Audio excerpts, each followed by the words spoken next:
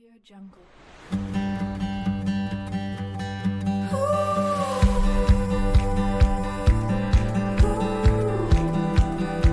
Audio Jungle. Baiklah, halo teman-teman. Assalamualaikum warahmatullahi wabarakatuh. Hari ini kita berkumpul untuk mendiskusikan demonstrasi kontekstual PPDP topik 4. Semoga semuanya dalam keadaan sehat dan baik ya untuk mendiskusikan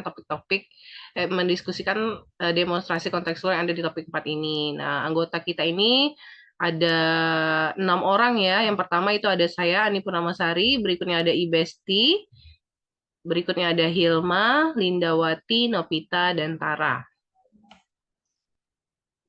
Next. Nah, pada hari ini kita akan melakukan analisis dengan menjawab pertanyaan-pertanyaan yang ada di LMS. Terdapat 8 pertanyaan. Yang pertama, itu pertanyaannya adalah apa yang dimaksud dengan teaching at the right level. Yang kedua, ada mengapa capaian pembelajaran dirumuskan per fase.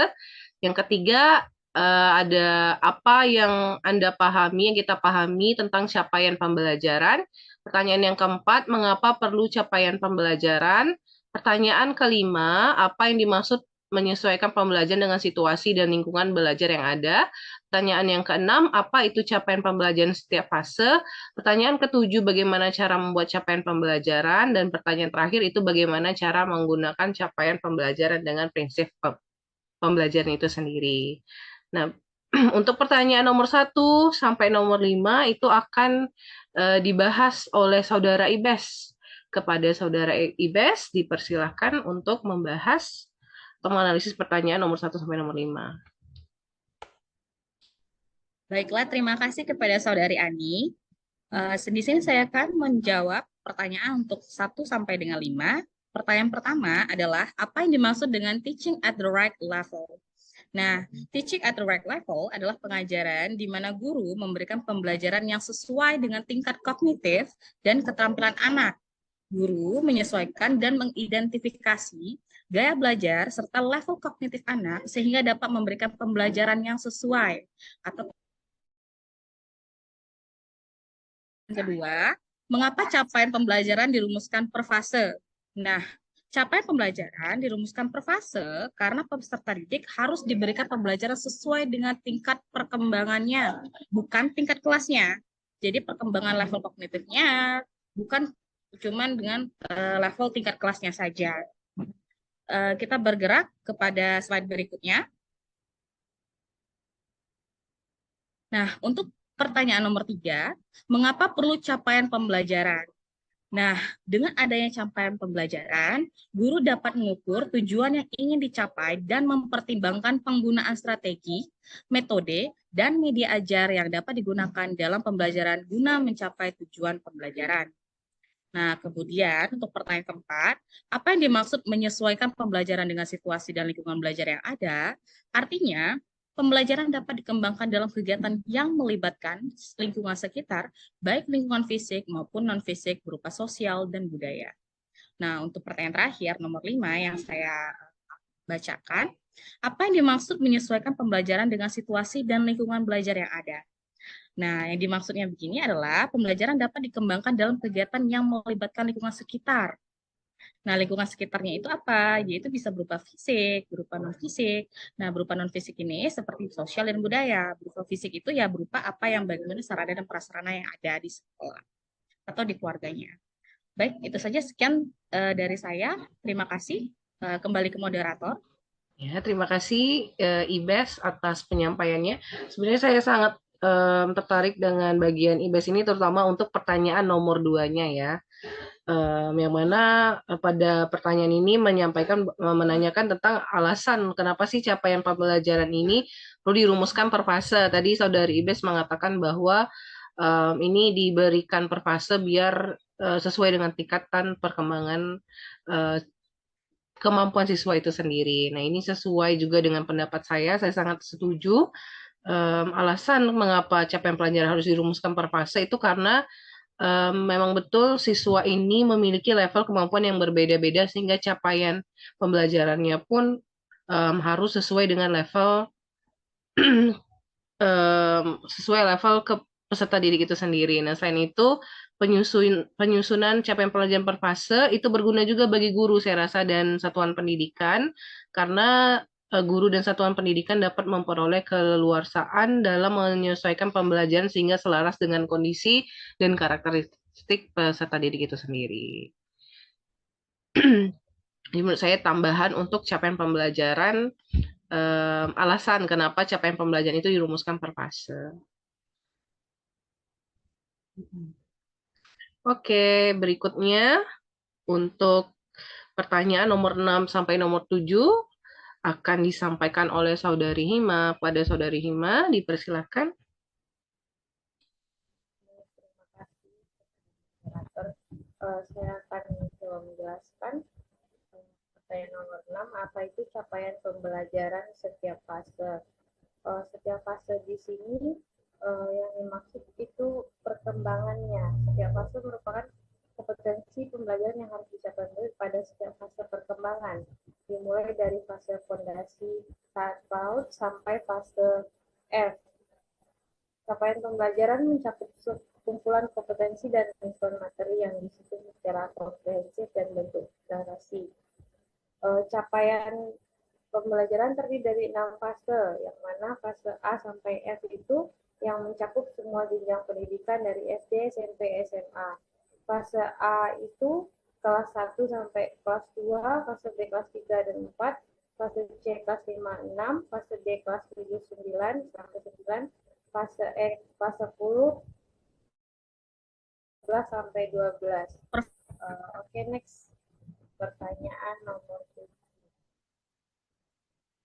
Bagaimana cara membuat capaian pembelajaran? Cara membuat capaian pembelajaran perlu memperhatikan beberapa hal, seperti salah satunya dirancang secara konstruktif. Yang kedua, dirancang berdasarkan pada profil pelajar Pancasila. Dan yang ketiga, disesuaikan dengan standar kompetensi lulusan atau SKL dan standar isi atau SI. Oke, demikian. Apa ada yang mau menambahkan? Mungkin ada tambahan untuk pertanyaan yang disampaikan oleh Saudari Hilma.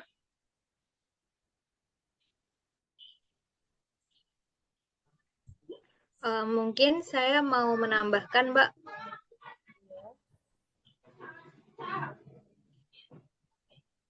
Halo. Ya, silahkan Saudari Linda. Linda. Iya, mungkin saya ada yang mau saya tambahkan. Saya setuju mengenai bagaimana cara membuat capaian pembelajaran. Yang kita pelajari kan memang secara konstruktivis, kemudian dirancang juga berdasar pada profil Pancasila dan disesuaikan dengan standar kompetisi kelulusan dan standar isi. Nah, bagaimana jika nanti kita tambahkan beberapa kayak deskripsi singkat, dirancang secara konstruktivis tuh kayak gimana sih? Kemudian dirancang berdasar profil pelajar Pancasila itu seperti apa? Kemudian standar kompetensi kelulusan dan standar isi mungkin masih ada juga yang belum mengerti, jadi kita kasih deskripsi sedikit kayak gitu kan. Konstruktivis itu berarti dia berjenjang dirancangnya, tidak dirancang misalnya jenjang kelas 10 seharusnya malah ditaruh di jenjang kelas 7 ya, nanti kelabakan anak-anaknya kayak gitu kan misalnya. Nah, saya pikir itu aja sih. Kalau ada yang mau ditambahkan, kalau dari saya itu aja menurut saya untuk yang nomor 7 udah keren. Thank you. Oke, terima kasih Linda. Ya.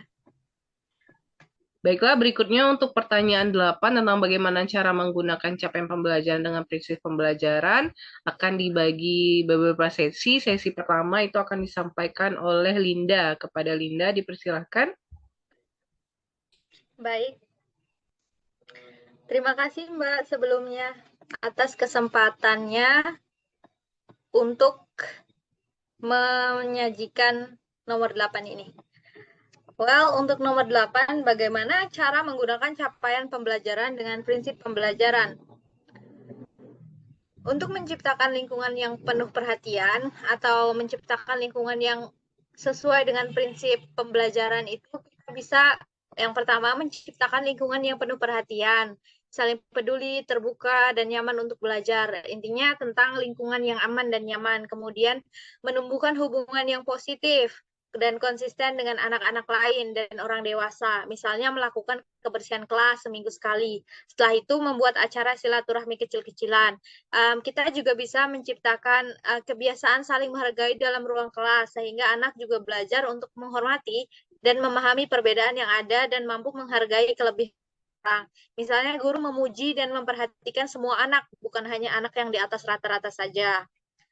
Next, kita juga bisa memberikan anak kesempatan untuk mengerjakan tugas, baik itu dalam kelompok kecil maupun dengan kawan-kawan atau orang dewasa lainnya. Melakukan hal-hal tersebut, anak pun bisa belajar bahwa kelebihan dan minatnya berpengaruh terhadap kelompoknya. Kemudian guru membuat proyek kolaborasi dalam bentuk permainan yang menyenangkan. Di sini misalnya guru memberikan siswa jeda 5 menit untuk minum atau ice breaking sehingga murid tidak bosan juga saat di kelas. Kemudian bisa juga memberikan anak keleluasaan untuk belajar dengan berbagai cara, tetapi sediakan juga kegiatan yang terjadwal dan rutin. Misalnya ada kunjungan lokakarya setiap 1 kali dalam 1 semester. Tukang tempe misalnya dalam prosedur teks dan lain sebagainya. Kayaknya itu aja, Mbak. Ya, terima kasih Linda. Kira-kira ada yang mau menanggapi atas penjelasan dari Linda? Saya Mbak ingin menanggapi. Boleh, Ibes? Oke, terima kasih atas presentasi dari Linda. Saya ingin menanggapi bahwa saya setuju dengan pendapat Linda yang mengatakan bahwa lingkungan yang mendukung pembelajaran itu memang sangat diperlukan. Nah, lingkungan yang ramah, terbuka, kemudian yang penuh kasih sayang.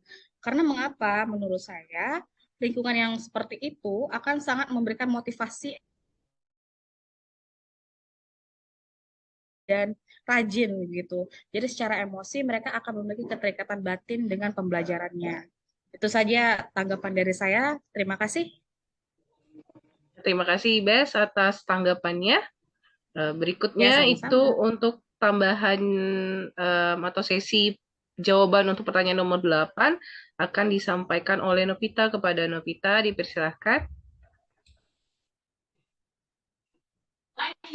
Baiklah, terima kasih atas kesempatannya. Saya Novita Nurpaindah akan melanjutkan presentasi dari Saudari Linda mengenai poin 8, yaitu bagaimana cara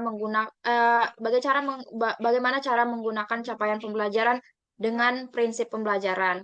Berikutnya yaitu dengan menggunakan metode mengajar yang tepat. Jika murid kebanyakan kinestetik, maka sebaiknya guru memberikan metode belajar menggunakan problem based learning. Kemudian juga dapat menciptakan lingkungan yang tanggap akan kebutuhan anak yang dapat merangsang kecerdasan mereka. Kemudian menggabungkan berbagai macam pengalaman, material, dan strategi mengajar dalam menyusun kurikulum yang disesuaikan dengan pengalaman yang dipunyai anak sebelumnya, tingkat kematangan, gaya belajar, dan kebutuhan serta minat anak tersebut. Slide berikutnya.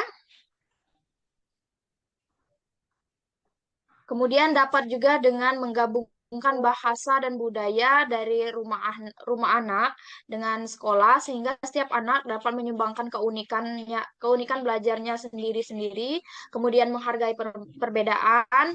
Misalnya ketika menerangkan pasten ke murid yang mayoritas orang Jawa ke dalam bahasa daerah mereka tersebut. Kemudian berikan kesempatan anak untuk memilih dan membuat rencana aktivitas belajar agar mereka belajar untuk berinisiatif, bagaimana mengajukan pertanyaan dan memberikan komentar yang merangsang anak tersebut berpikir.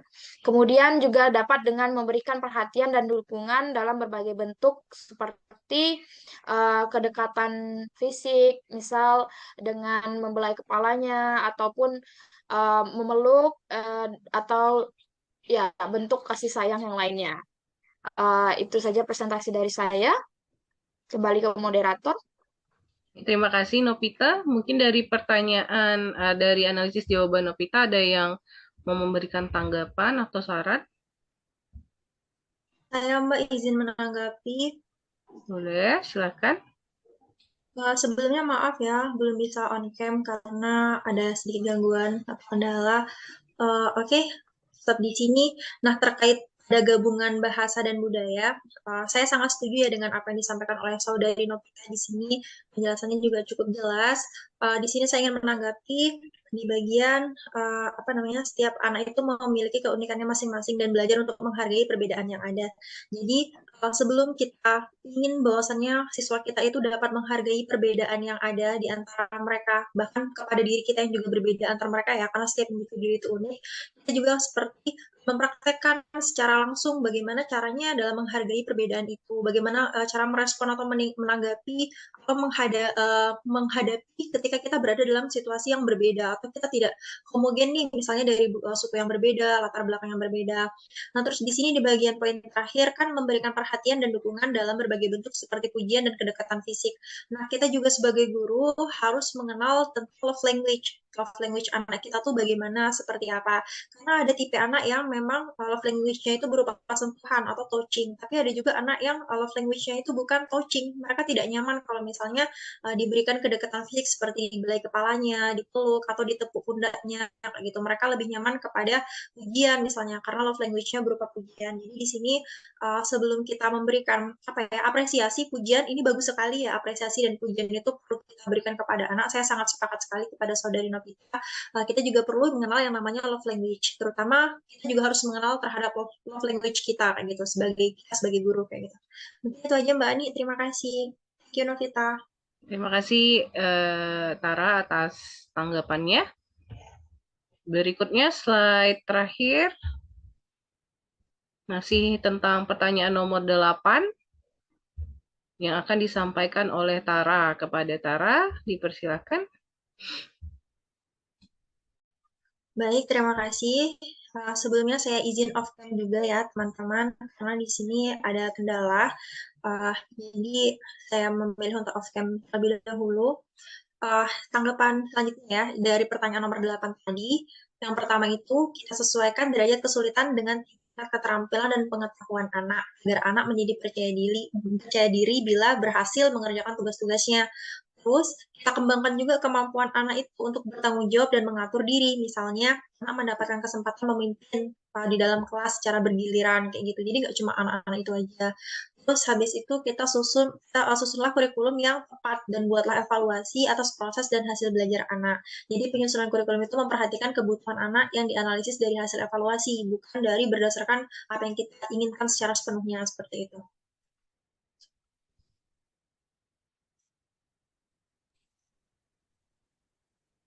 Baik. Oke, next slide. Oke, terima kasih Tara atas penjelasannya. Itulah analisis dari 8 pertanyaan tadi ya tentang capaian pembelajaran dan lain-lain. Mungkin ada tambahan tanggapan untuk 8 pertanyaan tadi yang belum disampaikan? Boleh? Novita mau menyampaikan tanggapannya? Oke, mungkin saya akan sedikit menambahkan. Ini poin 3. Poin 3. Di poin 3 yang pertanyaan nomor 3 mengenai kenapa sih perlu adanya capaian dalam pembelajaran. Nah, oke. Pertanyaan poin 3 yaitu mengapa sih perlu adanya capaian pembelajaran ini? Saya setuju dengan penjelasan sebelumnya. Kemudian saya mungkin akan sedikit menambahkan kenapa perlu adanya capaian pembelajaran ini. Capaian pembelajaran ini dapat dijadikan sebagai pedoman menyusun kerangka atau alur tujuan pembelajaran yang kemudian diturunkan pada rencana pembelajaran yang memuat atau bahan ajar yang akan diaplikasikan di dalam kelas. Kenapa itu penting? Karena capaian pembelajaran sendiri dapat dijadikan seorang guru dapat menjadikan capaian belajar ini sebagai pedoman mereka mengajar di dalam kelas. Kemudian bagaimana cara mengatur strategi pembelajaran, media pembelajaran, serta dapat mengakses lembar kerja peserta didik hingga penilaian yang akan dilaksanakan pada proses pembelajaran tersebut. Mungkin itu saja tambahan dari saya akan pentingnya capaian pembelajaran itu. Terima kasih. Ya, terima kasih Novita atas tambahan tanggapannya terhadap kenapa sih ada adanya capaian pembelajaran itu ya, pentingnya capaian pembelajaran. Berikutnya mungkin ada tambahan lagi. Baik, Oh ya, Saudari Hima boleh disampaikan? saya ingin menanggapi saya sangat setuju dengan jawaban dari pertanyaan nomor 4, yang mana di sini menyesuaikan pembelajaran dengan situasi dan lingkungan belajar yang ada itu sangat penting.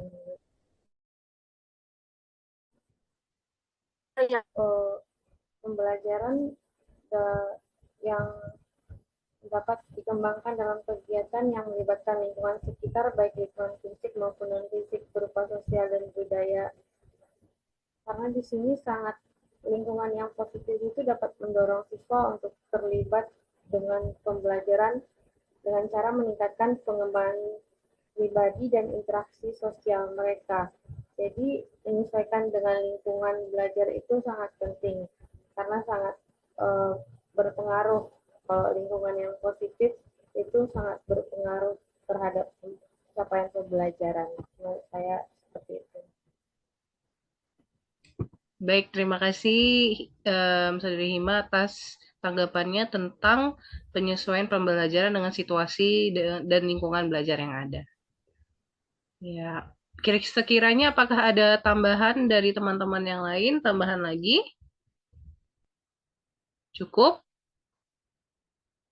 Iya cukup kok cukup saya rasa diskusi hari ini sudah jelas ya tentang analisis 8 pertanyaan yang udah kita bahas tadi. Mungkin tanggapan-tanggapan tadi bisa menambah wawasan atau pengetahuan kita tentang jawaban-jawaban atau analisis yang sudah kita berikan tadi.